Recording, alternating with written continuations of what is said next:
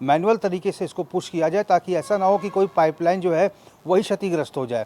तो फिलहाल wait and watch वाली स्थिति है मनीष जी। यहाँ पर तमाम जो उच्च अधिकारी हैं, तमाम जो एक्सपर्ट्स हैं, जिनकी इस पूरी प्रक्रिया में एक्सपर्टीज़ है, जिनको महारत हासिल है, वो तमाम ऐसे लोग वहाँ पर मौजूद हैं। पूरे एहतियात के साथ पूरे इस ऑपरेशन को अंजाम दिया जाएगा, क्योंकि सभी इस समय प्रेशर में भी हैं, क्योंकि प्रधानमंत्री खुद 2 बार संज्ञान ले चुके हैं पूरे मसले का।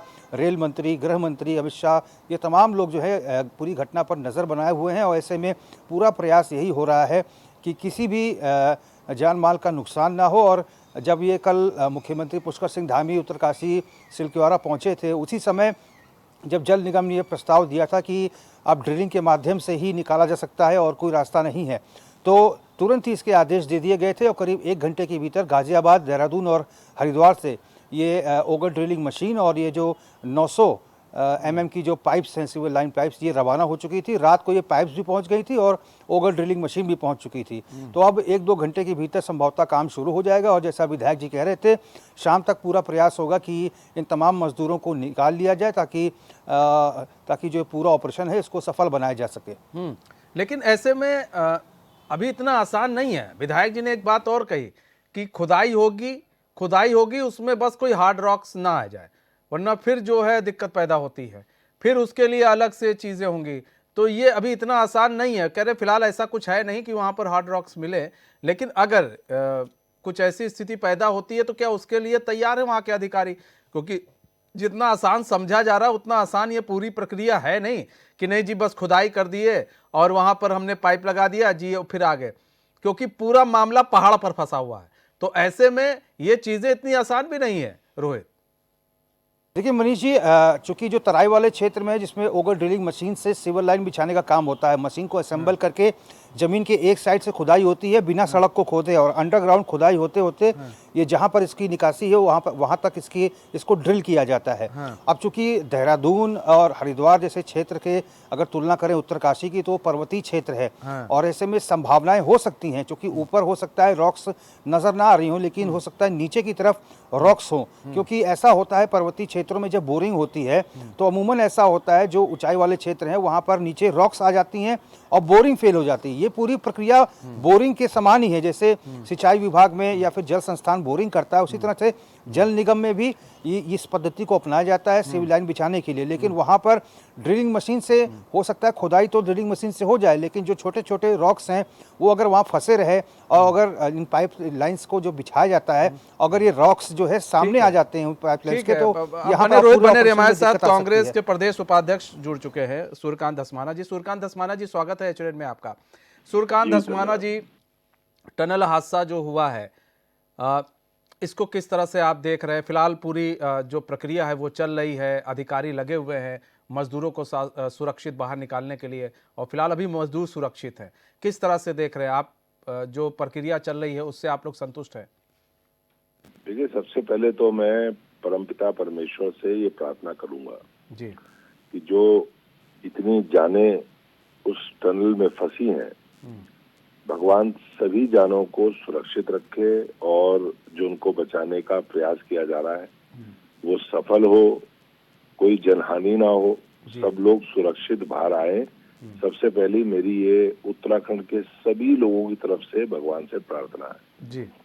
दूसरी बात ये है कि हम ऐसे मौके पर कोई हतोत्साहित करने वाली बात नहीं करेंगे।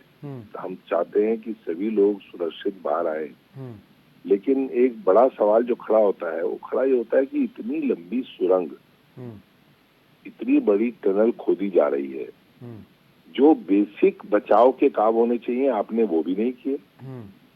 अभी मैं पढ़ रहा था सुबह सुबह कि ह्यूम पाइप होते तो मजदूर बच करके बाहर निकल जाते। सेफ्टी पाइप जी। तो सेफ्टी के जो मेजर्स हैं, आपने वो जो मिनिमम रिक्वायरमेंट है सेफ्टी के, वो भी आपने वहां पर इंतजाम नहीं किए हुए।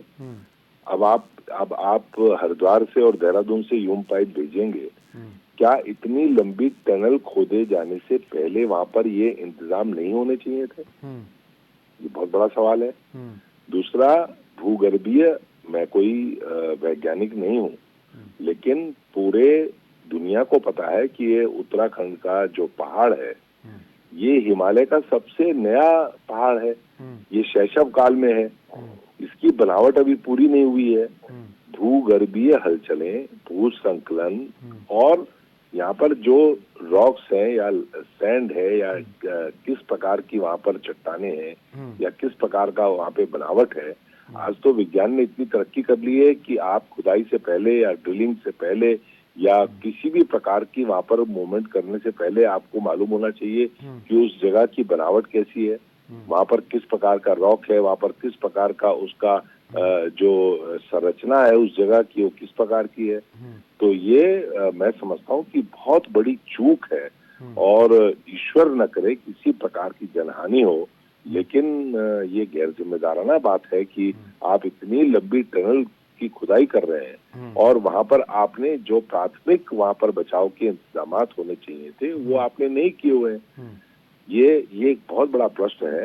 अब इस समय क्योंकि बचाव का काम चल रहा है, हम कोई बात कह देंगे तो साहब उसमें राजनीति कर रहे हैं, फलाना कर रहे हैं, लाना कर रहे हैं। ये तो क्योंकि सत्ताधारी दल के लोगों के पास कोई और बात होती नहीं, वो इसी तरह की बात करने लग जाते हैं। मैं समझता हूँ कि राज्य की सरकार को, क्योंकि ये राष्ट्रीय राजमार्ग है और इसमें नेशनल हाईवे अथॉरिटीज भी इसमें इन्वॉल्व है, स्टेट की तो अथॉरिटीज है इन्वॉल्व, तो उसमें अगर कहीं किसी प्रकार की चूक है तो इस कार्रवाई को पूरा हो जाने के बाद निश्चित तौर पे उन लोगों के खिलाफ कार्रवाई होनी चाहिए जिन्होंने ये चूक करी है। और भविष्य में, क्योंकि पूरे उत्तराखंड के अंदर पूरा ऑल वेदर रोड का काम भी चल रहा है, इस बार आपने देखा कि ऑल वेदर रोड में जितने हादसे पूरे राज्य में हुए हैं, जोशीमठ हमारे सामने है, टनल खुदाई के सारे जो बैड एक्सपीरियंसेस हैं, आपने उनसे कोई सबक ही नहीं लिया। और आप सबक नहीं लेंगे और जब कोई घटना हो जाएगी, दुर्घटना हो जाएगी, कोई हानि हो जाएगी, उसके बाद फिर हम उसकी पोस्टमार्टम करते रहेंगे, साहब ऐसा होता तो ऐसा होता, ऐसा होता तो ऐसा होता। मैं समझता हूँ कि नेशनल हाईवे अथॉरिटीज को भी, ऑल वेदर रोड के काम में लगे हुए लोगों को भी, राज्य की सरकार को भी, पूरे राज्य में इतने ज्यादा हादसे कभी नहीं हुए सड़कों में जितना ऑल वेदर रोड में इस बार आप हुए। ठीक है सर, ठीक है सर, बहुत बहुत धन्यवाद हमारे साथ जुड़ने के लिए और अपना बहुमूल्य समय देने के लिए।